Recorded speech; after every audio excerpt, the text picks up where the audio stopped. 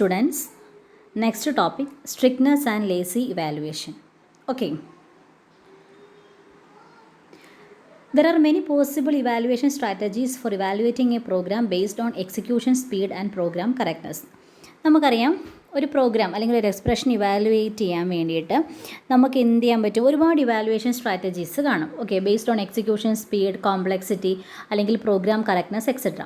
നമ്മളിവിടെ 2 classes of evaluation strategies ആണ് പറയുന്നത്. ഒന്ന് strict evaluation and 2 non strict evaluation. Okay, non strict ഇവാലുവേഷന് പറയുന്ന വേറൊരു പേരാണ് ലേസി ഇവാലുവേഷൻ. സ്ട്രിക്റ്റ് അല്ല എങ്കിൽ ലേസി എന്ന് ഓർത്താൽ മതി. ഓക്കെ, അപ്പം 2 evaluation strategy, strict evaluation and non strict evaluation. Okay, lazy evaluation is one of the non strict strategy. Non strict സ്ട്രാറ്റജിക്കകത്ത് വരുന്നതാണെന്ത്, ലേസി ഇവാലുവേഷൻ. വേറെ നെയിം എന്ന് ഓർത്താൽ മതി. ഓക്കെ, ഇനി എന്താണ് strict evaluation and non strict evaluation? Strict evaluation എന്താണെന്ന് വെച്ചിട്ടുണ്ടെങ്കിൽ, നമ്മൾ ഒരു ഫങ്ഷൻ അല്ലെങ്കിൽ ഒരു എക്സ്പ്രഷൻ അല്ലെങ്കിൽ നമ്മളൊരു ഫങ്ഷൻ ഇവാലുവേറ്റ് ചെയ്യുകയാണ്. അപ്പോൾ ആദ്യം അതിൻ്റെ ആർഗ്യുമെൻറ്റ്സ് അല്ലെങ്കിൽ പാരാമീറ്റേഴ്സ് ഇവാലുവേറ്റ് ചെയ്യും, എന്നിട്ടായിരിക്കും നമ്മൾ ആ ഫങ്ഷൻ ഇവാലുവേറ്റ് ചെയ്യുന്നത്. Okay, A function is only evaluated after is arguments have been evaluated. ഒരു ഫങ്ഷനിലേക്ക് ആർഗ്യുമെൻറ്റ്സ് പാസ് ചെയ്യുന്നുണ്ടെങ്കിൽ ആദ്യം ആർഗ്യുമെൻറ്റ്സ് ആയിരിക്കും നമ്മൾ എന്ത് ചെയ്യുന്നത്, ഇവാലുവേറ്റ് ചെയ്യുന്നത്, എന്നിട്ടായിരിക്കും നമ്മൾ ഫങ്ഷൻ ഇവാലുവേറ്റ് ചെയ്യുന്നത്. ലേസി അല്ലെങ്കിൽ നോൺ സ്ട്രിക്റ്റ് ഇവാലുവേഷനിൽ എന്താ ചെയ്യുന്നത് വെച്ചിട്ടുണ്ടെങ്കിൽ, എപ്പോഴാണോ ആർഗ്യുമെൻറ്റ്സ് ഇവാലുവേറ്റ് ചെയ്യേണ്ട ഒരു ആവശ്യം വരുന്നത് അന്നേരം മാത്രമേ ഇവാലുവേറ്റ് ചെയ്യത്തുള്ളൂ. Okay, argument evaluation happens only when arguments R needed. ആ ആർഗ്യുമെൻറ്റ്സ് എപ്പോഴാണോ വേണ്ടി വരുന്നത്, ഓക്കെ, അതായത് സ്റ്റാർട്ടിങ്ങിൽ നമ്മൾ ആർഗ്യുമെൻറ്റ്സ് ഇവാലുവേറ്റ് ചെയ്യില്ല. എപ്പോഴാണോ ആർഗ്യുമെൻറ്റ്സ് വേണ്ടി വരുന്നത് അപ്പോൾ മാത്രമേ നമ്മൾ അതിനെ ഇവാലുവേറ്റ് ചെയ്യത്തുള്ളൂ. അതാണ് നോൺ സ്ട്രിക്റ്റ് ഇവാലുവേഷൻ അഥവാ ലേസി ഇവാലുവേഷൻ എന്ന് പറയുന്നത്. So, the subcomponents of many expression can be evaluated in more than one order. നമുക്കറിയാം, ഒരു എക്സ്പ്രഷൻ നമുക്ക് പല ഓർഡറിൽ ഇവാലുവേറ്റ് ചെയ്യാൻ പറ്റും. ഓക്കെ, ഒരു എക്സ്പ്രഷനകത്തുള്ള സബ് കമ്പോണൻസിനെ നമുക്ക് പല രീതിയിൽ ഇവാലുവേറ്റ് ചെയ്യാൻ പറ്റും. Based on this order of evaluation many ടൈപ്സിൽ വരാം. ഇവിടെ നമ്മൾ 2 എണ്ണമാണ് പറയുന്നത്, ആപ്ലിക്കേറ്റീവ് ഓർഡർ ഇവാലുവേഷനും നോർമൽ ഓർഡർ ഇവാലുവേഷനും. Applicative order and normal order. നമ്മൾ മുമ്പേ പറഞ്ഞ സ്ട്രിക്റ്റ് ഇവാലുവേഷനാണ് ഈ ആപ്ലിക്കേറ്റീവ് ഓർഡറിൽ വരുന്നത്. അതായത് if evaluate function arguments before passing them into function. ഒരു ഫംഗ്ഷനിലേക്ക് നമ്മൾ ആർഗ്യുമെൻറ്റ്സ് പാസ് ചെയ്യുമ്പോൾ ആദ്യം ആർഗ്യുമെൻറ്റ്സ് ഇവാലുവേറ്റ് ചെയ്തിട്ടാണ് അല്ലെങ്കിൽ എക്സിക്യൂട്ട് ചെയ്തിട്ടാണ് പിന്നെ ഫംഗ്ഷൻ എക്സിക്യൂട്ട് ചെയ്യുന്നത് അല്ലെങ്കിൽ ഇവാലുവേറ്റ് ചെയ്യുന്നെങ്കിൽ അതിനെയാണ് നമ്മൾ ആപ്ലിക്കേറ്റീവ് ഓർഡർ എന്ന് പറയുന്നത്. ഓക്കെ, ലൈക്ക് സ്ട്രിക്റ്റ് ഇവാലുവേഷൻ എന്താ, if evaluate function arguments before passing them into function. ഒരു ഫംഗ്ഷനിലേക്ക് ആർഗ്യുമെൻറ്റ്സ് പാസ് ചെയ്യുന്നതിന് മുമ്പായിട്ട് തന്നെ അതിനെ ഇവാലുവേറ്റ് ചെയ്തിട്ടായിരിക്കും ഫംഗ്ഷനിലേക്ക് പാസ് ചെയ്യുന്നത്. അതിനെയാണ് നമ്മൾ ആപ്ലിക്കേറ്റീവ് ഓർഡർ ഇവാലുവേഷൻ എന്ന് പറയുന്നത്. ദാറ്റ് മീൻസ് സ്ട്രിക്റ്റ് ഇവാലുവേഷൻ പോലെ ഫോളോ ചെയ്യുന്നത്. നോർമൽ ഓർഡർ മീൻസ് ശരിക്കും നോൺ സ്ട്രിക്റ്റ് അല്ലെങ്കിൽ ലേസിക്ക് ഈക്വലായിട്ട് വരും. അതായത് if you pass the arguments unevaluated the ഫംഗ്ഷനിലേക്ക് ആർഗ്യുമെൻറ്റ്സിനെ ഇവാലുവേറ്റ് ചെയ്തിട്ടായിരിക്കത്തില്ല പാസ് ചെയ്യുന്നത്. എപ്പോഴാണോ ആർഗ്യുമെൻറ്റ്സിൻ്റെ ആവശ്യം വരുന്നത് അന്നേരം മാത്രം ആർഗ്യുമെൻറ്റ്സ് എടുത്ത് ഇവാലുവേറ്റ് ചെയ്തിട്ട് ഫംഗ്ഷനിലേക്ക് പാസ് ചെയ്യും. ഓക്കെ, അപ്പോൾ ആപ്ലിക്കേറ്റീവും നോർമൽ ഓർഡറും. ആപ്ലിക്കേറ്റീവ് ഏതാണ് ഫോളോ ചെയ്യുന്നത്, സ്ട്രിക്റ്റ്. നോർമൽ ഓർഡർ ഏതാണ് ഫോളോ ചെയ്യുന്നത്, ലേസി അല്ലെങ്കിൽ non strict. Normal order evaluation is essential lazy. Normal order ഏതിന് എക്സാമ്പിളായിട്ട് വരും, ലേസി അല്ലെങ്കിൽ നോൺ സ്ട്രിക്റ്റിന്. സ്കീം എന്ന് പറയുന്ന ഫങ്ഷണൽ പ്രോഗ്രാമിംഗ് ലാംഗ്വേജ് മോസ്റ്റ് കേസസിൽ യൂസ് ചെയ്യുന്നത് ആപ്ലിക്കേറ്റീവ് ഓർഡർ ആണ്. ഓക്കെ, സോ ഇവിടെ ഒരു എക്സാമ്പിൾ പറഞ്ഞേക്കുകയാണ്. ഓക്കെ, ഇവിടെ ഒരു എക്സാമ്പിൾ പറഞ്ഞേക്കുകയാണ്. ഓക്കെ, ഒരു ഫംഗ്ഷൻ എഴുതിയേക്കാണ്, define double lambda X star X X. അപ്പോൾ നിങ്ങൾക്ക് നോക്കിയാൽ അറിയാം, നമ്മളൊരു ഫംഗ്ഷൻ ഡിഫൈൻ ചെയ്തേക്കാണ്. ഫംഗ്ഷൻ്റെ പേര് ഡബിൾ എന്നാണ്. ലാംഡ എക്സ് നമ്മൾ ആ സ്കീം എന്ന് പറയുന്ന പ്രോഗ്രാമിംഗ് ലാംഗ്വേജിൻ്റെ ഒരു സിൻറ്റാക്സ് ആണത്. അവിടെ എക്സ് എന്ന് പറയുന്നതാണ് ആർഗ്യുമെൻറ്റ്സ്. അപ്പോൾ 2 ആർഗ്യുമെൻ്റ് ഉണ്ട്, എക്സും എക്സും. അപ്പോൾ നമുക്കറിയാം സ്കീം എന്ന് പറയുന്ന പ്രോഗ്രാമിംഗ് ലാംഗ്വേജ് ഫോളോ ചെയ്യുന്നത് പ്രിഫിക്സ് നൊട്ടേഷനാണ്. അതുകൊണ്ടാണ് സ്റ്റാർ എന്ന് പറയുന്ന ഓപ്പറേറ്റർ ആ ഓപ്പറാൻസിന് മുമ്പായിട്ട് വന്നത്. ഓക്കെ, ഇപ്പോൾ ഇതൊരു ജസ്റ്റ് ഒരു എക്സാമ്പിൾ. അപ്പോൾ ഇതിൻ്റെ ഒരു പോർഷൻ എടുത്തിട്ട് നമ്മൾ ഇതിൻ്റെ ആപ്ലിക്കേറ്റീവ് ഓർഡറിലും നോർമൽ ഓർഡറിലും ചെയ്യുമ്പോൾ ഉള്ള വ്യത്യാസമാണ് ഇവിടെ നോക്കാൻ പോകുന്നത്. സോ നിങ്ങൾക്ക് മനസ്സിലായി കാണും, ഇവിടെ ശരിക്കും 2 ഓപ്പറേഷൻസ് ആണ് നടക്കുന്നത്. സ്റ്റാർ എക്സ് എക്സ്, അതായത് എക്സ് എന്ന് പറയുന്ന ഒരു വേരിയബിൾ ഉണ്ട് അല്ലെങ്കിൽ ഒരു ആർഗ്യുമെൻ്റ് അല്ലെങ്കിൽ ഒരു പാരാമീറ്റർ ഉണ്ടെങ്കിൽ ആദ്യം അതിനെ എന്ത് ചെയ്യുന്നു, മൾട്ടിപ്ലൈ ചെയ്യുന്നു, എക്സ് ഇൻറ്റു എക്സ് ചെയ്യുന്നു. Okay, star X X means X into X. ഇപ്പോൾ 2 എന്നാണെങ്കിൽ എക്സിൻ്റെ വാല്യൂ 2 ആണെങ്കിൽ 2 ഇൻറ്റു 2 ചെയ്യുന്നു. എന്നിട്ട് അടുത്ത ഒരു ഫംഗ്ഷൻ കൂടെ ചെയ്യും, എന്താണ്, ഡബിൾ മീൻസ് അതിൻ്റെ ഡബിൾ. ഫോർ എക്സാമ്പിൾ 2 ഇൻറ്റു 2 4 ആണെങ്കിൽ 4ൻ്റെ ഡബിൾ 8. ഓക്കെ, അതാണ് നമ്മളിവിടെ ചെയ്യുന്നത്. അപ്പോൾ 2 ഫങ്ഷൻസാണ് ഇവിടെ പെർഫോം ചെയ്ത് സ്റ്റാർ എക്സ് എക്സും ദെൻ ഡബിൾ എന്ന് പറയുന്ന ഒരു ഓപ്പറേഷനും. ഓക്കെ, അങ്ങനെയാണെങ്കിൽ നമ്മൾ സ്കീം എന്ന് പറയുന്ന ഫങ്ഷണൽ പ്രോഗ്രാമിംഗ് ലാംഗ്വേജിൽ ഒരു എക്സ്പ്രഷൻ എങ്ങനെയാണ് ആപ്ലിക്കേറ്റീവ് ഓർഡറിൽ ഇവാലുവേറ്റ് ചെയ്യുന്നതാണ് നോക്കുന്നത്. Double star 3 4.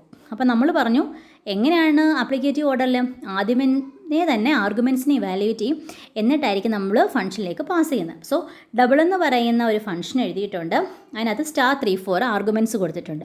അപ്പോൾ നിങ്ങൾ ആദ്യം ഏതായിരിക്കും ചെയ്യുന്നത്? 3 × 4 ആയിരിക്കും ചെയ്യുന്നത്. ആദ്യം ആർഗ്യുമെൻറ്റ്സിനെ ഇവാലുവേറ്റ് ചെയ്യും. സോ ഡബിൾ 3 × 4 എത്ര വരും? 4 × 3 എത്ര? 12. അപ്പോൾ ഡബിൾ 12 എന്ന് വെച്ചാൽ 12നെ ഡബിൾ ചെയ്യാം. ഇതെന്ന് അർത്ഥം എന്താ?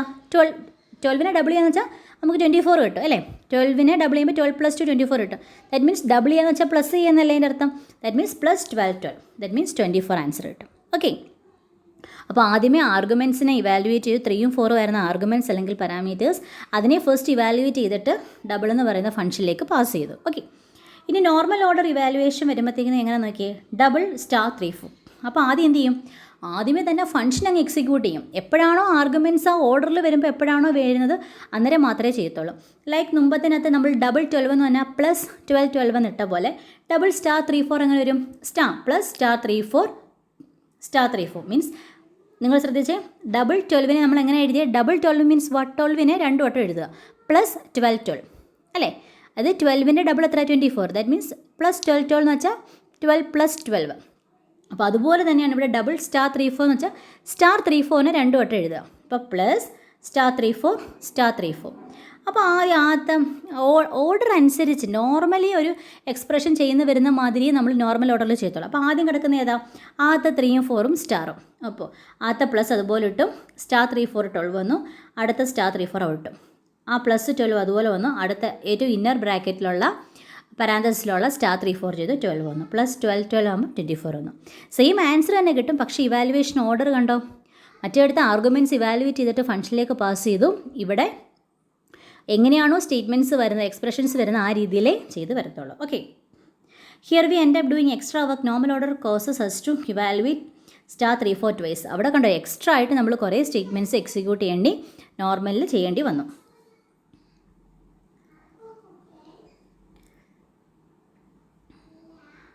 A language is said to be strict if it is defined such a way that functions are always strict. ഒരു ലാംഗ്വേജ് സ്ട്രിക്റ്റ് എന്ന് പറയണമെങ്കിൽ അതിലുപയോഗിക്കുന്ന ഫങ്ഷൻസ് എന്തായിരിക്കും? സ്ട്രിക്റ്റ് ആയിരിക്കും. ഒരു ലാംഗ്വേജ് നോൺ സ്ട്രിക്റ്റ് എന്ന് പറയുവാണെങ്കിൽ അതിൽ എന്തായിരിക്കും? നോൺ സ്ട്രിക്റ്റ് ഫങ്ഷൻസ് ആയിരിക്കും യൂസ് ചെയ്യുന്നത്. ഓക്കെ,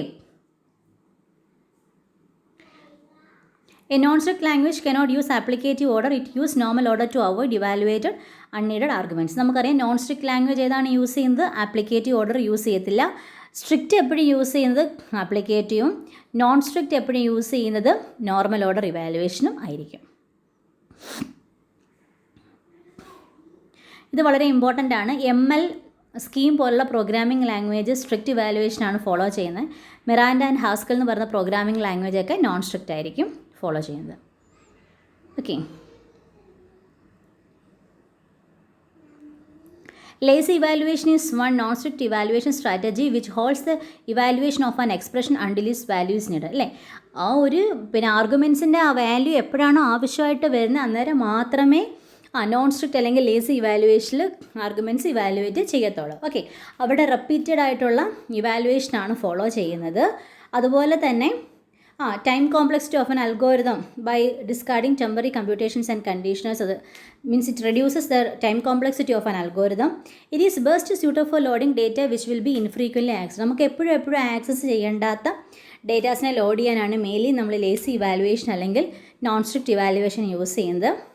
ലേസി ഇവാലുവേഷൻ മെയിൻലി നമ്മൾ യൂസ് ചെയ്യുന്നത് മിറാൻഡ, ഹാസ്കൽ പോലുള്ള പ്രോഗ്രാമിംഗ് ലാംഗ്വേജിലാണ്. സ്കീമിലും MLലും നമ്മൾ സ്ട്രിക്റ്റ് ആണ് യൂസ് ചെയ്യുന്നത്, അത് ഓർത്തിരുന്നോണം. ഇനി ഈ ലേസി ഇവാലുവേഷൻ അതായത് നമ്മൾ പറഞ്ഞു 2 കാര്യങ്ങൾ നമ്മൾ പറഞ്ഞു.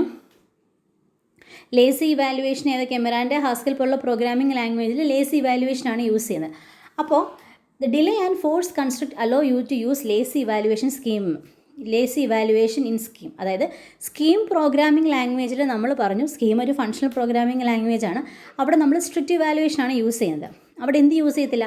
ലേസി യൂസ് ചെയ്യാൻ പറ്റത്തില്ല. അപ്പോൾ ലേസി ഇവാലുവേഷൻ സ്കീം എന്ന പ്രോഗ്രാമിംഗ് ലാംഗ്വേജിൽ യൂസ് ചെയ്യാൻ വേണ്ടി അലോ ചെയ്യുന്ന 2 കൺസ്ട്രക്ട്സ് ആണ് ഏതൊക്കെയാണ്? ഡിലേയും ഫോഴ്സും. ഓക്കെ, ഡിലേയും ഫോഴ്സും 2 constructs that use to allow lazy evaluation in Scheme. Delay എന്ന് പറയുന്ന കൺസെപ്റ്റ് എന്തിനാണ് യൂസ് ചെയ്യുന്നത് വെച്ചിട്ടുണ്ടെങ്കിൽ ഒരു binds an expression to a name, ഒരു നെയിമിലേക്ക് ഒരു എക്സ്പ്രഷനെ ബൈൻഡ് ചെയ്യാൻ വേണ്ടിയിട്ടാണ്, നടത്താൻ വേണ്ടിയിട്ടാണ് ഡിലേ കൺസെപ്റ്റ് യൂസ് ചെയ്യുന്നത്. And forces that evaluation of that expression, അത് ഉപയോഗിക്കുന്ന ആ എക്സ്പ്രഷനെ ഇവാലുവേറ്റ് ചെയ്യാനാണ് ഫോഴ്സ് എന്ന് പറയുന്ന കൺസെപ്റ്റ് യൂസ് ചെയ്തത്. അപ്പോൾ നിങ്ങൾ ഇത്ര ഓർക്കുക, സ്കീം പ്രോഗ്രാമിംഗ് ലാംഗ്വേജിൽ ലേസി ഇവാലുവേഷൻ ഇംപ്ലിമെൻറ്റ് ചെയ്യാൻ വേണ്ടി, കാര്യം ഓൾറെഡി അതിനകത്ത് സ്ട്രിക്റ്റാണ് യൂസ് ചെയ്യുന്നത്. ലേസി ഇവാലുവേഷൻ ഇംപ്ലിമെൻറ്റ് ചെയ്യാൻ വേണ്ടി നമ്മൾ ഉപയോഗിക്കുന്ന 2 കൺസ്ട്രക്റ്റാണ് delay and force. Okay, so lazy ഇവാലുവേഷനുള്ള പ്രോബ്ലംസ് എന്തൊക്കെയാണെന്നാണ് പറഞ്ഞേക്കുന്നത്. The principal problem with lazy evaluations behave in the presence of side effects. Side effects എന്ന് പറയുന്ന പ്രോബ്ലം ഉണ്ടാവാൻ ചാൻസ് ഉണ്ട്. ഇപ്പോൾ നിങ്ങൾക്ക് ഓൾറെഡി അറിയാം സൈഡ് എഫക്ട്സ് എന്താണ്.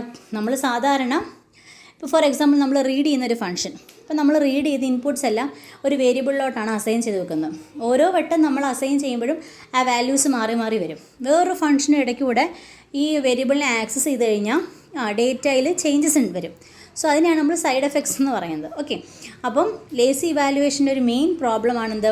ഈ സൈഡ് എഫക്ട്സ് എന്നുള്ളത്. Okay, if an argument contains a reference to a variable that may be modified by an assignment, then the value of argument will depend on whether it is evaluated before or after the assignment. That means, ഇപ്പോൾ for example നമ്മൾ ഫംഗ്ഷനിലേക്ക് ഒരു argument pass ചെയ്യുന്നു.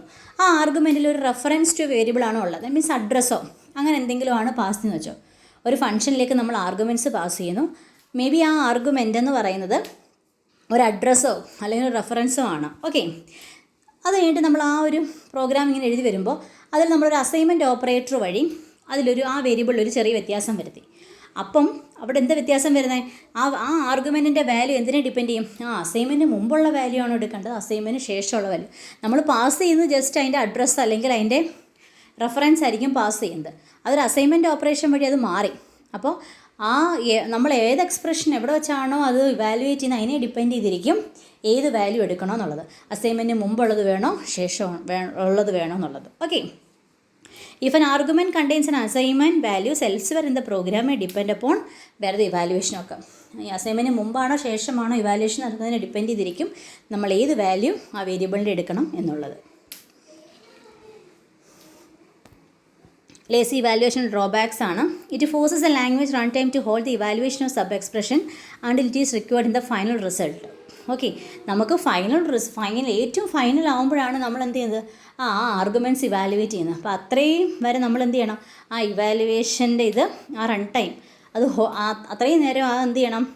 To force a language run time to hold the evaluation sub expressions. Last വരെയും ആ evaluation അത് hold ചെയ്യണം. Okay, sometimes it increases space complexity. നിങ്ങൾക്ക് മനസ്സിലായി കാണും, കഴിഞ്ഞ് നമ്മൾ ചെറിയ എക്സാമ്പിൾ എടുത്തപ്പോൾ തന്നെ കുറേ സ്റ്റെപ്പിലാണ് നമ്മൾ ചെയ്തെടുത്തത് നോർമലിൽ അല്ലെങ്കിൽ ലേസിയിൽ അല്ലേ. അപ്പോൾ അത്രയും സ്പേസ് കോംപ്ലക്സിറ്റി കൂടും. It is very difficult to find is performance because it contain chunk of expressions before their execution. ഒരുപാട് സ്റ്റേറ്റ്മെൻറ്റ്സ് ഉണ്ടായതുകൊണ്ട് തന്നെ അത് എക്സിക്യൂട്ട് ചെയ്യാൻ ഒരുപാട് സ്റ്റേറ്റ്മെൻറ്റ്സ് എടുക്കുന്നതുകൊണ്ട് തന്നെ അതിൻ്റെ പെർഫോമൻസ് നമുക്ക് ഇവാലുവേറ്റ് ചെയ്യാൻ ഭയങ്കര ഡിഫിക്കൽട്ടായിരിക്കും. So next topic is streams and monads. Streams and monads fourth മൊഡ്യൂളിലെ അടുത്ത ടോപ്പിക്കാണ് സ്ട്രീംസ് ആൻഡ് മൊണാഡ്സ്. ഓക്കെ, ചെറിയ ടോപ്പിക്കാണ്. IO streams and monads. Input-output has side effects by definition. Side effects can be found in traditional IO. Okay, അപ്പോൾ നമുക്കറിയാം സാധാരണ കേസിൽ input output operation perform ചെയ്യുമ്പോൾ സൈഡ് എഫക്ട്സ് ഉണ്ടാകാറുണ്ട്. ഞാൻ മുമ്പേ പറഞ്ഞു സൈഡ് എഫക്ട്സ് എന്താണെന്ന്. ഫോർ എക്സാമ്പിൾ നമ്മളൊരു റീഡ് എന്ന് പറയുന്നൊരു ഫംഗ്ഷൻ എടുക്കുന്നു. എ എന്ന് പറയുന്ന ഒരു വേരിയബിളിലോട്ട് നമ്മൾ ആ റീഡ് ചെയ്യുന്ന വാല്യൂസ് എല്ലാം അസൈൻ ചെയ്ത് വെക്കുകയാണ്. ലേറ്റർ നമ്മൾ എന്ത് ചെയ്യുന്നു? നമ്മൾ ഓരോ വട്ടം റീഡ് ചെയ്യുമ്പോഴും ആ വാല്യൂസ് ഇങ്ങനെ മാറി മാറി വരുവാണ്. ഇടയ്ക്ക് വേറെ ഏതെങ്കിലും ഒരു ഫംഗ്ഷൻ ഇടയ്ക്ക് ആ വാല്യൂവിനെ ആക്സസ് ചെയ്ത് കഴിഞ്ഞാൽ അവിടെ ചേഞ്ചസ് വരും. ഓക്കെ, അപ്പോൾ അവിടെ സൈഡ് എഫക്ട്സ് ഉണ്ടായി. പക്ഷേ നമുക്കറിയാം ഫങ്ഷണൽ പ്രോഗ്രാമിംഗ് ലാംഗ്വേജിൽ നിങ്ങൾ ആദ്യത്തെ ഒരു ക്ലാസ്സിൽ പഠിച്ചു output is just a function of input. There is no intermediate state between an input and output. So there is not side effects. It's very important point in functional programming language. ഒരു ഫീച്ചറാണ് അവിടെ. Functional programming ലാംഗ്വേജിൽ output എന്ന് പറഞ്ഞാൽ just function of ഇൻപുട്ടാണ്. അവിടെ intermediate states ഇല്ല. So side effects വരാൻ പറ്റില്ല. അവിടെ സൈഡ് എഫക്ട്സ് ഇല്ല. സോ സൈഡ് എഫക്ട്സ് ഒഴിവാക്കാൻ വേണ്ടി, സൈഡ് എഫക്ട്സ് മീൻസ് ആണ് ഇവിടെ എഴുതിയിട്ടുണ്ട്, maybe the changes in non local variable or change in memory region shared by functions or inbuilt functions or multiple call to display. ഇതിലൊക്കെയാണ് നമ്മൾ സാധാരണ side effects വരാറുള്ളത്. അപ്പോൾ ഫങ്ഷണൽ പ്രോഗ്രാമിംഗ് ലാംഗ്വേജിൽ side effects വരത്തില്ല. അപ്പോൾ ഇങ്ങനെ സൈഡ് എഫക്ട്സ് വരാതിരിക്കാൻ നമ്മൾ ഇൻപുട്ടിനെയും ഔട്ട്പുട്ടിനെയും സ്ട്രീംസ് ആയിട്ട് മോഡൽ ചെയ്യും. അത് നിങ്ങൾ പഠിക്കും. ജസ്റ്റ് ഇത്ര അറിയാം. സൈഡ് എഫക്ട്സ് ഫങ്ഷണൽ പ്രോഗ്രാമിൽ സൈഡ് എഫക്ട്സ് അവോയ്ഡ് ചെയ്യാൻ വേണ്ടിയിട്ട് നമ്മൾ ഇൻപുട്ടിനെയും ഔട്ട്പുട്ടിനെയും സ്ട്രീംസ് ആയിട്ട് മോഡൽ ചെയ്യും. അതിനെയാണ് നമ്മൾ ഈ സ്ട്രീംസ് എന്ന് പറയുന്നത്. Okay, in order to avoid these side effects is to model input and output as streams. നമ്മൾ ഇൻപുട്ടിനെ ഔട്ട്പുട്ടിനെ സ്ട്രീമായിട്ട് മോഡൽ ചെയ്യും. Streams are unbounded length list whose elements are generated lessly. അതെന്താണെന്നുള്ളത് നോക്കാം. Suppose we want to write a purely functional program interactive I/O with the streams that prompts the user for a sequence of numbers one at a time and prints their squares. നമ്മുടെ task ഇതാണ്. നമ്മൾ pure functional programming ലാംഗ്വേജിൽ ഒരു input output operation നമ്മൾ ചെയ്യാൻ പോകും. നമ്മുടെ question ഇതാണ്. നമ്മൾ ഒരു സീക്വൻസ് ഓഫ് നമ്പേഴ്സ് നമ്മൾ റീഡ് ചെയ്യുക, ദറ്റ് മീൻസ് ഇൻപുട്ട് ചെയ്യുക, എന്നിട്ട് അതിൻ്റെ സ്ക്വയർ കണ്ടുപിടിക്കാം. ഫോർ എക്സാമ്പിൾ, എനിക്ക് കണ്ടുപിടിക്കേണ്ടത് 1 2 3 4 5 ഇതാണ് എൻ്റെ നമ്പേഴ്സ്. ഇതിൻ്റെ സ്ക്വയർ കണ്ടുപിടിക്കണം. ദറ്റ് മീൻ 1ൻ്റെ സ്ക്വയർ 1, 2ൻ്റെ സ്ക്വയർ 4, 3ൻ്റെ സ്ക്വയർ 9, 4ൻ്റെ സ്ക്വയർ 16, 5ൻ്റെ സ്ക്വയർ 25. ഇത്രയാണ് എനിക്ക് കണ്ടുപിടിക്കേണ്ടത്. ഇത് പ്യുവർ ഫങ്ഷണൽ പ്രോഗ്രാമിങ്ങിൽ എങ്ങനെ എഴുതുമെന്നാണ് നമ്മൾ പറയാൻ പോകുന്നത്. ഓക്കെ, സോ നിങ്ങൾ ഈ അതിൻ്റെ ഒരു കോഡാണ് എഴുതിയേക്കുന്നത്. ഒരു പാർട്ട് ഓഫ് ദ കോഡാണ് എഴുതിയേക്കുന്നത്. അതിൽ ഏറ്റവും താഴത്തെ സെൻറ്റൻസ് നോക്കി അറിയാം. Define output square input. അതായത് ഇൻപുട്ട് കൊടുക്കും, അതിനെ സ്ക്വയർ ചെയ്യുക, അതായിരിക്കും നമ്മുടെ ഔട്ട്പുട്ട്. ഇൻപുട്ട് ഞാൻ കൊടുക്കുന്നു 1 2 3 4 4, അതിൻ്റെ സ്ക്വയർ കണ്ടുപിടിക്കുന്നു 1 4 9 16 24, അതിനെ ഔട്ട്പുട്ട് ചെയ്യുന്നു. ഇതാണ് എൻ്റേത്. അപ്പോൾ ആ ലാസ്റ്റ് സെൻറ്റൻസ് ഉണ്ടോ, ഡിഫൈൻ ഔട്ട്പുട്ട് സ്ക്വയർ ഇൻപുട്ട്. ആ last statement we call the function in this way. നമ്മൾ സ്ട്രീംസിനകത്ത് ഇൻപുട്ടിനെ ഔട്ട്പുട്ടിനെ മോഡൽ ചെയ്യുന്ന സ്ട്രീംസ് ഈ ഒരു സിൻടാക്സിലാണ് നമ്മൾ എഴുതുന്നത്. മനസ്സിലാവുന്നുണ്ടോ? This statement shows that input and output are model as streams. We use this way of doing this. Okay, അതായത് ഈ ഒരു statement square define output square input എന്ന് പറയുന്ന ഈ ഒരു സ്റ്റേറ്റ്മെൻറ്റ് എന്താ കാണിക്കുന്നത്? ഇൻപുട്ടിനെ ഔട്ട്പുട്ടിനെ സ്ട്രീമായിട്ടാണ് മോഡൽ ചെയ്യുന്നതെന്നുള്ള ആണ് കാണിക്കുന്നത്. ഓക്കെ, അപ്പോൾ നമുക്ക് അങ്ങനെ സ്ട്രീംസ് ഉപയോഗിക്കണമെങ്കിൽ നമ്മൾ ഈ ഒരു സിൻടാക്സ് ആണ് യൂസ് ചെയ്യുന്നത്. സോ ഈ ഒരു സ്റ്റേറ്റ്മെൻറ്റ്, ഈ ഏറ്റവും താഴെ എഴുതിയിരിക്കുന്ന ഈ സ്റ്റേറ്റ്മെൻറ്റിൽ നിന്നാണ് എക്സിക്യൂഷൻ സ്റ്റാർട്ട് ചെയ്യുന്നത്. അപ്പോൾ നോക്കി, ഡിഫൈൻ ഔട്ട്പുട്ട് സ്ക്വയർ ഇൻപുട്ട്. അപ്പോൾ ഇന്നർ ബ്രാക്കറ്റിൽ ഇന്നർ പാരാന്തസിലുള്ള സ്ക്വയർ ഇൻപുട്ട് എന്നുള്ള ഫംഗ്ഷനിലോട്ട് പോകും. അപ്പോൾ നിങ്ങൾ നേരെ കൺട്രോൾ ഏറ്റവും മേളത്തെ സെൻറ്റൻസിലോട്ട് പോകും. Define square lambda S. Functional programming ലാംഗ്വേജിൽ ലാംഡ എന്താണെന്നും കാര്യങ്ങളൊക്കെ പറഞ്ഞിട്ടുണ്ട്. അപ്പോൾ നമ്മൾ ആ ഫംഗ്ഷനിലോട്ട് പോകും. അപ്പോൾ അവിടെ ചെല്ലുമ്പോൾ തൊട്ടടുത്ത സ്റ്റേറ്റ്മെൻറ്റിലോട്ട് പോകും. പ്ലീസ് എൻ്റർ എ നമ്പർ എന്ന് വെച്ചാൽ ആദ്യ നമ്പർ റീഡ് ചെയ്യാൻ. ഓക്കെ, ആദ്യ നമ്പർ റീഡ് ചെയ്യാൻ ചോദിക്കും. So already we have A list. Input read ചെയ്യാനുള്ളൊരു ഫംഗ്ഷൻ ഉണ്ടാവും. അതുപയോഗിച്ച് നമ്മൾ ലിസ്റ്റിലേക്ക് ഫുൾ ഇൻപുട്സിനെ എടുത്ത് വെക്കും. ഇത് കൂടാണ്ട് ഇൻപുട്ട് റീഡ് ചെയ്യാൻ വേണ്ടി ഒരു ഫങ്ഷണൽ പ്രോഗ്രാമിൽ ഓരോരോ ഫങ്ഷൻസ് ആയിട്ടല്ലേ നമ്മൾ എഴുതുന്നത്. സോ ഓൾറെഡി ഒരു ഇൻപുട്ട് റീഡ് ചെയ്യാനുള്ളൊരു ഫംഗ്ഷൻ കാണും. അത് ഉപയോഗിച്ച് നമ്മൾ ഇൻപുട്സിനെ എല്ലാം ഒരു ലിസ്റ്റിലോട്ട് എടുത്ത് വെച്ചു. ദാറ്റ് മീൻസ് നമ്മുടെ ഇൻപുട്ട് റീഡ് ചെയ്യാനുള്ള ഫംഗ്ഷൻ ഉപയോഗിച്ച് നമ്മൾ ലിസ്റ്റിലോട്ട് 1ഉം 2ഉം 3ഉം 4ഉം 5ഉം എടുത്ത് വെച്ചു. Let N of CARS. നിങ്ങൾ സെക്കൻഡ് മൊഡ്യൂളിൽ പഠിച്ചു, അല്ലെങ്കിൽ തേർഡ് മൊഡ്യൂളാണെന്ന് തോന്നുന്നു പഠിച്ചു. CARഉം CDRഉം. CAR എന്തിനാണ് ഉപയോഗിക്കുന്നത്? ഒരു ലിസ്റ്റ് ഓപ്പറേഷൻ പഠിച്ചപ്പോൾ ഒരു ലിസ്റ്റിൽ ആദ്യത്തെ എലമെൻറ്റ് കിട്ടാൻ വേണ്ടിയാണ് നമ്മൾ CAR യൂസ് ചെയ്യുന്നത്. CAR എന്തിനാണ് യൂസ് ചെയ്യുന്നത്? ഒരു ലിസ്റ്റിലെ ആദ്യത്തെ എലമെൻറ്റ് എടുക്കുക. അപ്പോൾ നമ്മുടെ ലിസ്റ്റിൽ ഇപ്പോൾ 1ഉം 2ഉം 3ഉം 4ഉം 5ഉം ഉണ്ട്. എനിക്ക് ആദ്യം ഇതിൻ്റെ സ്ക്വയർ കണ്ടുപിടിക്കേണ്ടേ 1ൻ്റെ. അപ്പോൾ 1 എന്ന എലമെൻറ്റ് കിട്ടാൻ വേണ്ടി ഞാൻ CARS എടുത്തു. അപ്പോൾ ആ ലിസ്റ്റിലെ ഫസ്റ്റ് എലമെൻറ്റ് എനിക്ക് കിട്ടി, 1 എൻ്റെ കിട്ടി. അവിടെ ചെക്ക് ചെയ്യുന്നു if end of object N, അതായത് എൻഡ് ഓഫ് ദ ഓബ്ജക്റ്റ്, ആ ലിസ്റ്റിലെ ഓബ്ജക്റ്റുകളൊന്നും ഇല്ലയോ അല്ലോ ഉണ്ടോ എന്ന് ചെക്ക് ചെയ്യുക. ഉണ്ട് 1ഉം 2ഉം 3ഉം 4ഉം 5ഉം കിടപ്പുണ്ട്. അപ്പോൾ അവിടെ എലമെൻറ്റ്സ് ഉണ്ട്. ഇല്ല എങ്കിൽ ഒന്നും കിടപ്പില്ലെങ്കിൽ അവിടെ ബ്ലാങ്ക് സ്റ്റേറ്റ്മെൻറ്റ് പ്രിൻറ്റ് ചെയ്യും. ഇവിടെ ഓൾറെഡി നമുക്ക് 1ഉം 2ഉം 3ഉം 4ഉം കിടപ്പുണ്ട്. അങ്ങനെയാണെങ്കിൽ അവിടെ എലമെൻറ്റ്സ് കിടപ്പുണ്ടെങ്കിൽ എന്ത് ചെയ്യണം? const*nn. ദാറ്റ് മീൻസ് ആ എലമെൻറ്റിൻ്റെ സ്ക്വയർ എടുക്കണം. ദാറ്റ് മീൻസ് 1ൻ്റെ സ്ക്വയർ എടുക്കണം. എന്ത് കിട്ടും? ആൻസർ 1 തന്നെ കിട്ടും. ഇനി ബാക്കി എലമെൻറ്റ്സും ഇല്ലേ? ബാക്കി ഏതാ കിടപ്പുണ്ട്? 2ഉം 3ഉം 4ഉം 5ഉം കിടപ്പുണ്ട് അല്ലേ? അപ്പോൾ ബാലൻസ് എലമെൻറ്റ് കിട്ടണ്ടേ ആ ലിസ്റ്റിലെ? അത് കിട്ടാൻ വേണ്ടിയാണ് നമ്മൾ CDRS എടുക്കുന്നത്. ഓർക്കുക, ഫസ്റ്റ് എലമെൻറ്റ് കിട്ടാൻ CARS, ബാലൻസ് എലമെൻറ്റ് കിട്ടാൻ CDRS. അപ്പോൾ CDRS എന്ന് കൊടുക്കുമ്പോഴത്തേക്ക് നമ്മൾ എങ്ങോട്ട് പോകും? 2 3 4 5 എന്ന് പറയുന്ന ആ ലിസ്റ്റിലെ പൊസിഷനിലോട്ട് പോകും. വീണ്ടും ഒന്ന് ആലോചിച്ച് നോക്കിയേ. ഫസ്റ്റ് സ്റ്റേറ്റ്മെൻറ്റിലോട്ട് പോകുന്നു, സ്ക്വയർ ലാംഡ എസ്. CAR എന്ന് പറയുമ്പം ഏതിൽ വരും? 2 3 4 5 ആണ് ഇപ്പോൾ ലിസ്റ്റ് കിടക്കുന്നത്. CDRS കിട്ടിയപ്പോൾ നമുക്ക് 2 3 4 5 കിട്ടി. അതിൽ ആദ്യം ആരെ എടുക്കണം? 2 എടുക്കണം. അതിന് വേണ്ടിയാണ് ആ ലിസ്റ്റിൽ ആ എലമെൻറ്റ് കിട്ടാൻ വേണ്ടി വീണ്ടും CARS. അപ്പോൾ 2 എടുത്തു. 2 എടുക്കുമ്പോൾ നോക്കൂ, അവിടെ ലിസ്റ്റ് എം ടി ആണോ? അല്ല. 2 അടപ്പുണ്ട്, 3 അടപ്പുണ്ട്, 4 അടപ്പുണ്ട്, 5 അടപ്പുണ്ട്. എങ്കിൽ സ്റ്റാർ എൻ എൻ്റെ 2 സ്റ്റാർ 2 4 കിട്ടി. വീണ്ടും CD ആരെടുക്കുമ്പോൾ 3 4 5 3യുടെ സ്ക്വയർ എടുക്കുന്നു 9. വീണ്ടും CD എടുക്കുമ്പോൾ 4ഉം 5ഉം 4 എടുക്കുന്നു, 4 സ്റ്റാർ 4 ചെയ്യുന്നു 16. വീണ്ടും നോക്കുമ്പോൾ ഏതാ ലിസ്റ്റിനകത്ത് 5 അടപ്പുണ്ട്, 5 സ്റ്റാർ 5. വീണ്ടും നോക്കുമ്പോൾ എല്ലാം ഉണ്ടോ? ഇല്ല. അപ്പോൾ ബ്ലാങ്ക് സ്റ്റേറ്റ്മെൻറ്റ് പ്രിൻറ്റ് ചെയ്യും. ഓക്കെ, ഇങ്ങനെയാണ്. മനസ്സിലാവുന്നുണ്ടോ? സോ ഓരോ ടൈമും ഇവിടെ ഇൻപുട്ട് നമ്മൾ എന്ത് ചെയ്യുന്നില്ല, ഇവിടെ ഓരോ ടൈമും നമ്മൾ ഇൻപുട്ട് റീഡ് ചെയ്യുന്നില്ല. നമ്മൾ സാധാരണ കേസിൽ നമ്മൾ എൻ്റർ ചെയ്താൽ പോകുന്നത്. പക്ഷേ ഇവിടെ ഈ സ്കീം എന്ന് പറയുന്ന പ്രോഗ്രാമിംഗ് ലാംഗ്വേജിൽ സ്ട്രീം വെച്ച് എങ്ങനെയാണ് ചെയ്യുന്നത്? നമ്മൾ ഓരോ ടൈമും നമ്മൾ ഇൻപുട്ട് റീഡ് ചെയ്യില്ല. എല്ലാ വാല്യൂസിനെയും നമ്മൾ എന്ത് ചെയ്യും? ഒരു ലിസ്റ്റിലേക്ക് ഇൻപുട്ട് ചെയ്തിട്ട് എന്ത് ചെയ്യും? CARഉം CDSഉം വെച്ചിട്ട് നമ്മൾ ലിസ്റ്റ് ആയിരിക്കും എന്ത് ചെയ്ത് പാസ് ചെയ്ത് അതുവഴിയായിരിക്കും നമ്മൾ ഓപ്പറേഷൻസ് പെർഫോം ചെയ്യുന്നത്. സോ നമ്മളിങ്ങനെ ഇൻപുട്ടിനെ ഔട്ട്പുട്ടിനെ സ്ട്രീംസായിട്ട് മോഡൽ ചെയ്യുന്നതുകൊണ്ട് നമുക്ക് സൈഡ് എഫക്ട്സ് ഒഴിവാക്കാൻ പറ്റും. ഓക്കെ,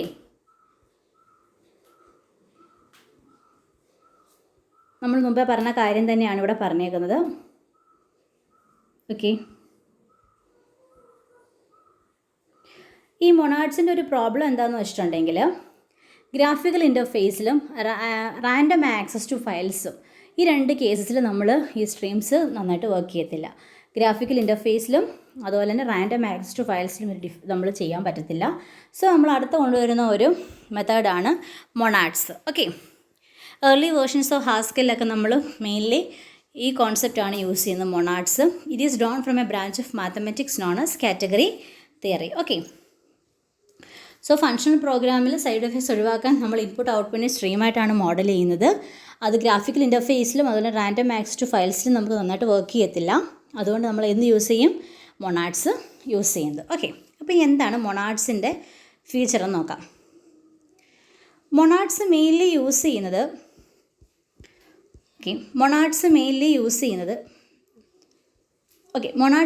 യൂസ് ചെയ്യുന്നത് ഹയർ ഓർഡർ ഫംഗ്ഷനിലാണ്. എന്താ ഹയർ ഓർഡർ ഫംഗ്ഷൻ? നമ്മൾ പഠിച്ചതാണ്. എന്താ higher order function? A function that either takes function as an argument and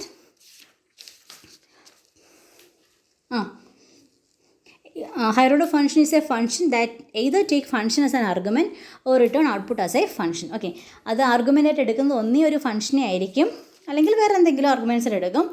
എന്നിട്ട് റിട്ടേൺ ചെയ്യുന്നത് എന്തായിരിക്കും? ഔട്ട്പുട്ടായിട്ട് റിട്ടേൺ ചെയ്യുന്നത് ഒരു ഫംഗ്ഷൻ തന്നെ ആയിരിക്കും. നമ്മൾ ഫങ്ഷണൽ പ്രോഗ്രാമിംഗ് ലാംഗ്വേജിലുള്ള ഈ ഒരു ഫീച്ചർ സാധാ പ്രോഗ്രാമിംഗ് ലാംഗ്വേജിൽ ആർഗ്യുമെൻറ്റ്സ് തന്നെയാണ് എടുക്കുന്നത്. ഇവിടെ higher order function means what? The function that either take function as arguments and produce function as output. Okay, അപ്പോൾ മൊണാഡ്സ് എസെൻഷ്യലി നമ്മൾ യൂസ് ചെയ്യുന്നത് ഹയർ ഓർഡർ ഫംഗ്ഷൻസിലാണ്. ഇവിടെ എന്താ ചെയ്യുന്നത് വെച്ചിട്ടുണ്ടെങ്കിൽ ഞാൻ ഐഡിയ മനസ്സിലാക്കാം. ഇവിടെ നമ്മൾ ഓരോ ആക്ഷൻസ്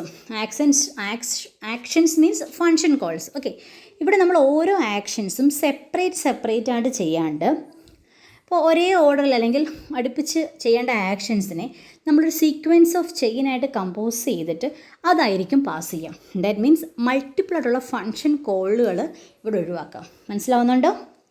ഡിഫറെൻറ്റ് ആക്ഷൻസിനെ ചെയിൻ ആക്കിയിട്ട് ഒരു സിംഗിൾ ചെയിൻ പോലെ ഈ ഫങ്ഷൻ കോളുകൾ പെർഫോം ചെയ്യും. ഓരോ ആക്ഷനും പെർഫോം ചെയ്യുമ്പോൾ ചിലപ്പോൾ എന്തുണ്ടാവാനുള്ള ചാൻസ് ഉണ്ട്? വാല്യൂസൊക്കെ ചെയിനായിട്ട് ഇങ്ങനെ ചെയ്യുമ്പോൾ ചിലപ്പോൾ ചില വാല്യൂസിനൊക്കെ ചേഞ്ച് ചെയ്യാൻ സാധ്യതയുണ്ട്. പക്ഷേ അതെന്തായിരിക്കും? ഹിഡൻ ആയിരിക്കും. ചേഞ്ചസ് എല്ലാം എന്തായിരിക്കും? ഹിഡൻ ആയിരിക്കും. എവിടെയെങ്കിലും ഒരു എറർ വരുവാണെങ്കിൽ ആ particular for example if any errors occurs നമ്മൾ ആ എറർ ഉണ്ടായ സ്റ്റേറ്റിനെ മാത്രം നമ്മൾ എക്സ്ട്രാക്ട് ചെയ്തിട്ടത് എക്സാമിൻ ചെയ്ത് കറക്റ്റ് ചെയ്യും. അതാണ് ഇവിടെ ഇത്രയും പറഞ്ഞേക്കുന്നത്. Monads are essentially used in a higher order function that allow the programmer to chain together a sequence of action. That means function code that have to happen in order. ഒരേപോലെ perform ചെയ്യേണ്ട കുറേ actions അല്ലെങ്കിൽ function calls ഉണ്ടെങ്കിൽ അതിനെ sequence of chain ആക്കിയിട്ട് അങ്ങനെയായിരിക്കും perform ചെയ്യുന്നത്. Okay, അപ്പം ഇവിടെ എന്തെങ്കിലും വാല്യൂസ് ചേഞ്ച് ചെയ്യുകയോ കാര്യങ്ങളോ ചെയ്യുകയാണെങ്കിൽ അത് ഹിഡൻ ആയിരിക്കും. അത് മീൻസ് മ്യൂട്ടബിൾ ആയിരിക്കും. നമുക്ക് എന്തെങ്കിലും എറർ വരുവാണെങ്കിൽ ആ ഹിഡൻ സ്റ്റേറ്റിനെ എടുത്ത് എക്സാമിൻ ചെയ്ത് അത് ഇവാലുവേറ്റ് ചെയ്ത് കറക്റ്റ് ചെയ്യും. Okay, Haskell monads are essentially used in higher order function. Haskell പോലുള്ള പ്രോഗ്രാമിംഗ് ലാംഗ്വേജിൽ മൊണാഡ്സ് മെയിൻലി യൂസ് ചെയ്യുന്ന ഹയർ ഓർഡർ ഫംഗ്ഷനിലാണ്. മാപ്പ് എന്ന് പറയുന്ന ഫംഗ്ഷൻ ഒരു ഹയർ ഓർഡർ ഫംഗ്ഷനാണ്. Map is a higher order function. അതുപോലെ തന്നെ ഹാസ്കൽസിൽ ഉപയോഗിക്കുന്ന സ്ട്രിങ്സ് എന്ന് പറയുന്നത് സിംപ്ലി നമുക്കല്ലെങ്കിലും അറിയാം, സ്ട്രിങ്സ് എന്ന് പറഞ്ഞാൽ it's A collection of characters ആണ്. ഞാൻ പറഞ്ഞു മാപ്പ് എന്താണ്, ഒരു ഹയർ ഓർഡർ ഫംഗ്ഷനാണ്. ഹയർ ഓർഡർ ഫംഗ്ഷൻ എന്ന് വെച്ചാൽ ഇൻപുട്ടായിട്ട് എടുക്കുന്നത് എന്തായിരിക്കും, ആർഗ്യുമെൻസിനെ അല്ലെങ്കിൽ ഫംഗ്ഷനെ ആയിരിക്കും ആർഗ്യുമെൻറ്റ്സ് ആയിട്ട് എടുക്കുന്നത്, പ്രൊഡ്യൂസ് ചെയ്യുന്ന ഔട്ട്പുട്ട് ആയിരിക്കും, ഔട്ട്പുട്ടും ഫംഗ്ഷൻ തന്നെയായിരിക്കും. So map function takes a function F and a list L as argument. നമ്മൾ പറഞ്ഞു ഹയർ ഓർഡർ ഫംഗ്ഷൻ ആകുമ്പോൾ എടുക്കുന്നത് മെയിൻലി ആർഗ്യുമെൻറ്റ്സിനെ ആയിരിക്കും, ഫംഗ്ഷനെ ആയിരിക്കും ആർഗ്യുമെൻറ്റ്സ് ആയിട്ട് എടുക്കുന്നത്. അപ്പോൾ മാപ്പ് ഫംഗ്ഷൻ എന്താണ്, എന്തൊക്കെയാണ് ആർഗ്യുമെൻറ്റ്സ് ആയിട്ട് എടുക്കുന്നത്, ഒരു എഫ് എന്ന് പറയുന്നൊരു ഫംഗ്ഷനെയും ആർഗ്യുമെൻ്റ് ആയിട്ട് എടുക്കും, ലിസ്റ്റ് എൽ എന്ന് പറയുന്നൊരു ലിസ്റ്റിനെയും ആർഗ്യുമെൻ്റ് ആയിട്ട് എടുക്കും. എന്നിട്ട് ഈ ലിസ്റ്റിലെ ഓരോ എലമെൻറ്റ്സിനകത്തോട്ട് ഈ ഫംഗ്ഷൻ പെർഫോം ചെയ്തതായിരിക്കും കിട്ടുന്ന ഔട്ട്പുട്ടായിരിക്കും എന്തെന്ന് പറയുന്നത്, റിസൾട്ട് എന്ന് പറയുന്നത് കേട്ടോ. The map function takes a function F and a list L as argument. ആർഗ്യുമെൻ്റായിട്ട് രണ്ടെണ്ണം എടുക്കും, ഒരു ഫംഗ്ഷൻ എഫും ഒരു ലിസ്റ്റ് എല്ലും. ആൻഡ് റിട്ടേൺസ് എ ലിസ്റ്റ്, തിരിച്ച് തരുന്നതും ഔട്ട്പുട്ട് ഒരു ലിസ്റ്റ് തന്നെയായിരിക്കും. അതെന്തായിരിക്കും, ആ ലിസ്റ്റ് എന്ന് പറയുന്ന എൽ എന്ന് പറയുന്ന ലിസ്റ്റിനകത്ത് ഈ എഫ് എന്ന് പറയുന്ന ഫംഗ്ഷൻ അപ്ലൈ ചെയ്യുന്ന റിസൾട്ടായിരിക്കും നമുക്ക് ഔട്ട്പുട്ടായിട്ട് തരുന്നത്. ഫോർ എക്സാമ്പിൾ മാപ്പ് +7 1 2 3 4 5. അപ്പോൾ ഈ +7 എന്നുള്ളത് എന്താണ്, ആദ്യം കിടക്കുന്നത് എന്താ, എഫ്, രണ്ടാമത് കിടക്കുന്നത് എൽ. അപ്പോൾ ഈ +7 എന്ന് പറയുന്നത് ഫംഗ്ഷനും എൽ എന്ന് പറയുന്നത് 1 2 3 4 5. ലിസ്റ്റിലെ എലമെൻറ്റ്സ് ആണ് 1 2 3 4 5. ദെൻ ഫംഗ്ഷനാണ് +7. അപ്പോൾ ലിസ്റ്റിലെ ഓരോ എലമെൻറ്റ്സിനകത്തോട് നിങ്ങൾ ഈ ഫംഗ്ഷൻ അപ്ലൈ ചെയ്തേ 1 + 7 ആൻസർ എന്ത് കിട്ടും, 8. അതാണ് ഞാൻ പറഞ്ഞത്, ഫംഗ്ഷൻ എഫ് കാണും, ഒരു ലിസ്റ്റ് എൽ കാണും, ഔട്ട്പുട്ട് എന്ന് പറഞ്ഞാൽ ഈ ലിസ്റ്റിലെ ഓരോ എലമെൻറ്റ്സിനകത്തോട്ട് ഈ ഫംഗ്ഷൻ അപ്ലൈ ചെയ്യുന്നതായിരിക്കും. സോ 1 + 7 8, 2 + 7 9, 3 + 7 10, 4 + 7 11, 5 + 7 12. ഓക്കെ, അടുത്ത ഒരെണ്ണം പറഞ്ഞേക്കാണ്, ഒരു മാപ്പ് ഫംഗ്ഷൻ പറഞ്ഞേക്കാണ്. മാപ്പ് ഒരു 4 ഡോട്ട് അല്ലേ, നമ്മുടെ സ്കോപ്പ് റെസൊല്യൂഷൻ ഓപ്പറേറ്റർ പോലെ A implies B, A to B. Okay, അടുത്ത മാപ്പ് എഫ് ഓഫ് ഒരു നൾ സെറ്റ്, അപ്പോൾ നൾ എന്നുള്ളത് റിട്ടേൺ ചെയ്യും. Okay, map F of H to T എന്ന് വെച്ചാൽ F H map F to T. ഓരോ സ്റ്റേറ്റ്മെൻറ്റും എന്താണെന്നാണ് താഴെ പറഞ്ഞേക്കുന്നത്.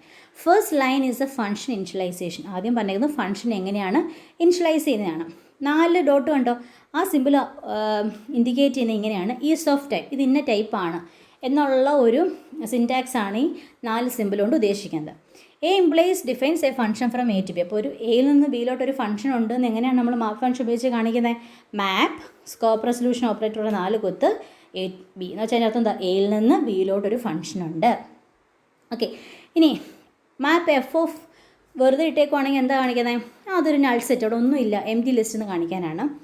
ഇനി H is to T, H colon T is used to take out elements one by one from list. H is the first element or head, T is the remaining list. നമ്മൾ മുമ്പേ പറഞ്ഞ പോലെ +7 1 2 3 4 അല്ലേ, അതെന്താണ് ഫംഗ്ഷൻ അല്ലെങ്കിൽ first എലമെൻറ്റും ബാക്കി remaining ലിസ്റ്റും ആയിരിക്കും കാണിക്കുന്നത്.